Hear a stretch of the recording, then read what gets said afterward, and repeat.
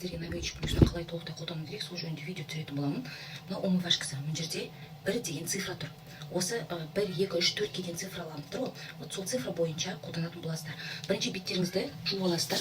Жылы сумен жусаңыз да болады. Және мынаны жартылай басамыз, көбірек баспаңыздар. Жартылай басып, екі қолыңызбен көпіртіп аласыздар. Осылай көпіргеннен кейін бетіңізге жағасыз.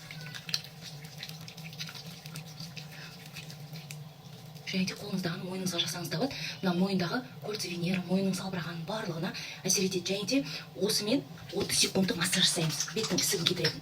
Қолыңыз күйіп қалатын болса, кішкене сулап жіберіңіз. Және де қараңыздар. Мынаны бүйтеміз не? Осы саусақтарыңызды осылай қылып алып алыңыздар. Иә? Және де мына астын ұстаймыз мына саусақпен. Сосын былайынан ұстап алып, былайынан қатты қылып басып тұрып, мына екінші подбородоктың кетуіне де үлкен септігін тигізеді. Елу рет жасаймыз, тез-тез. Былайынан ауыздарыңызды о деп жасап алсаңыздар болады. Сол кезде мына жерде брилилар кетеді, жалпы негізі істейтін болсаңыздар. Немесе санаймын десеңіздер, іштеңізден санаңыздар. Жалпы негізі гуашь жасаған кезде мойыннан бастайды да, точка мына жерде басталады. Мен бірақ бұл зарядканы, мына жерін басып, мына зарядканы мен обычно зарядка жасаймын, таңертең сол уақытта істеймін. Мойынға кетеміз. Қолдарыңыз күйіп қалса, кішкене ғана сулап жіберіңіздер. Мен обычно тез істеймін. Сіздерге видео түсіріп жатқасын. Мына мойындағы мына екеуін осылайынан. Мен екі саусақпен мына жерге алып келіңіздер, иә? Мына жерде точка бар, именно бетті тартып тұратын. Үлкен тамырдың өзі бар. Одан кейін мына саусақпен істеп жатырмын. Обычно мен гуашьмен істеймін. Осылай өтеміз. Тез. 1, 2, 3, 4, 5, 1, 2, 3, 4, 5, 1, 2, 3, 4, 5, 4 рет өттік. Одан кейін мына брилиге жасаймыз. Обычно тез істейтін болғасын, қолдарыңыз кетпейді. Мен сөйлеп тұрып, видео түсіріп тұрғасын, солай болып тұр. Көрдіңіздер ме? Қызарды. Беттегі отчет кетеді. Ема? Осылай істедіңіздер. Одан кейін мына саусақпен мұрынды істейміз. 1, 2, 3, 4, 5. Міне, одан кейін мына жерде мына саусақтың одан кейін осымен мына маңдайларыңызды істейсіздер. Мен көш кеуіп қалып жатыр. Міне. 1, 2, 3, 4, 5. Особенно мына жерге шығады ғой, әжім, білесіздер ме? Сол себептен барларыңша басып жасаңыздар. Қатты баспаңыздар енді. Бірақ міне қызаратындай. Одан кейін мына екі жағынан бір рет істесеңіздер жарайды. Одан кейін мына екеуімен мына қастың астынан басып тұрып, итеріп бүйттікте қастың үстіне өтеміз. Бір тырнамен өтіп жатқан сияқты қыламыз. 5 рет істейсіздер. Одан кейін мына екі саусақпен қастың үстін қысамыз не? Екі қасты бүйтіп қыстық. 1, 2, 3. Астын 1, 2, 3. Міне осылай істедік. Одан кейін ендігі мынаумен жұмыс жасайтын боламыз, мына саусақтың осымен. Бүйтіп басамыз. Бастық мына жерінен, бастықта былай алып келіп, былай алып кетеміз. Түсініңіздер ғой. Ешқандай майсыз осы гель для умывания. Маңдайдағы әжімді кетіреді. И беттегі отекті осылайынан осылай қолымызды ұстаймыз да, міне. Былайынан алып, отекті шығарып тастаймыз. Өте күшті массаж, беттегі күшті болып қалды. Енді беттеріңізді жуасыздар.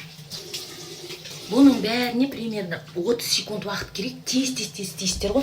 Және де беттеріңізді орамалмен сүртпеңіздер. Осындай бумажный полотенце алып алыңыз. Безеу шықпас үшін өте күшті нәрсе. Одан кейінгі этап, екіншісі ол көздің айналасына арналған. Менде қазір көздің айналасына бітіп қалды. Сол себептен сіздерге үшінші этапты көрсете берейін. Көздің айналасына арналғанды мына беземянный пальчик дейді ғой, мына обручалки. Соған құттай ғана себесіздер.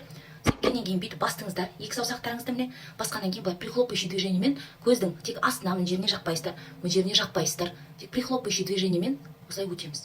Себебі сіз бетіңізге уже массаж жасадыңыз. Массаж жасаудың қажеті жоқ. Осылай прихлопающий движениемен 3 рет өтесіз. Болды. Одан кейін сыворотка. Сыворотканы да қатты қылып басудың қажеті жоқ. Мынаны жартылай бассаңыз да, міне қараңыздар. Осылай жартылай бассаңыз да, осының өзі жеткілікті бетке. Міне. Осының өзі жеткілікті. Біреулер кәдімгі шылқытып 2-3 рет басады, олай баспаңыздар, керек емес. Артық сыворотка болып тұрады. Осылай құттай ғана бассаңыз жарайды. Және де бұны көздің айналасына жақпаймыз. Міне сыворотканы осылай жағып шығыңыздар. Көздің айналасына тигізбейміз. Осылай жақтық. Бүйтіп мұрынның астына. Қолдарыңызда тым жоқ сияқты болып сезіледі, сосын мойынға. Мойынды ұмытпаймыз, потому что мойын ең бірінші қартаятын мойын мен қол. Сол себептен осылай мойындарыңызға да астатық жағамыз. Болды. Сыворотка 3-ші этап болды. Одан кейін күндіз болғасын, қазір 4-ші этап ол біздерде дневной крем. Бұл SPF защитамен уже SPF бар. Бірақ желательно тағы да жаз болса SPF 50 алып үстінен жаққандарыңыз жақсы. 30 мынада защита бар екен деп жүре бермеңіздер. Және де тоналка бар жағатындарыңыз. Бірақ бұны жаққаннан кейін тоналка қолдануды қоясыздар. Сол себептен SPF жақсы крем алып алыңыздар. Новыйш сериясында SPF 50+ бар. Әжім кетіретін SPF. Сол себептен соны алыңыздар, советую. Міне 4-ші этап ол дневной крем. Түнде дәл осы дневной крем жақпайсыздар, ночной крем жағасыздар, точнее.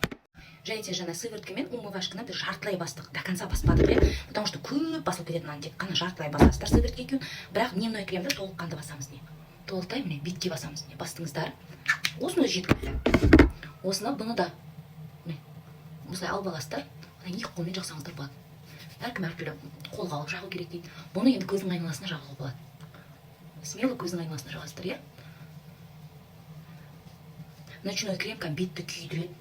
Мынандай массаждан кейін таңертең кешке міндетті түрде осы массаж жасап тұрыңыздар. Өздеріңіз байқайтын боласыздар. Бір айдан кейін беттеріңіздегі әжімдер кете бастайды. Прям осылай қолыңызда қалған кремдерді біртүрлі сезілмейтін сияқты болады. Біреулер айтып жатады, қолымда крем жоқ сияқты деп көбірек жазады. Көбірек жағудың қажеті жоқ. Бетіңізде артық слой крем болып тұрады. Және қараңыздар, ешқандай фильтрсіз, міне күнделікті 30 секундтық массажбен осы 5 этап уходтың арқасында бетімді осындай состояние қалып келдім.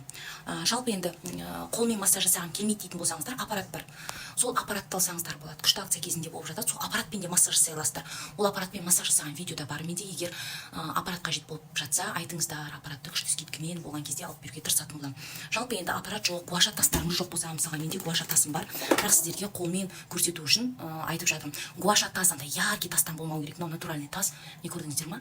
Ондай қатты яркий емес. Және мынаны салқын жерге қойып гуаша таспен де менің ютубымда видеолар бар, қалай қолдану керек.